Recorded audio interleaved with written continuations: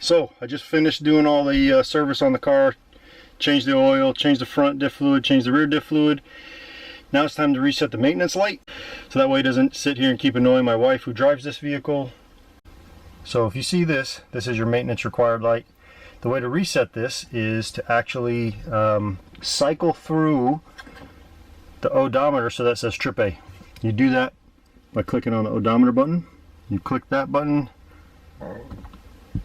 Right now it says trip A.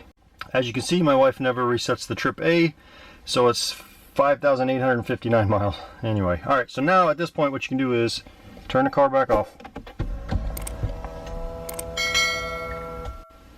Now that the car is off, you're going to press and hold the trip odometer button down, and then you're going to click the engine start button 2 times so that it goes to the on position. 1, 2. And what that should do is reset the maintenance data.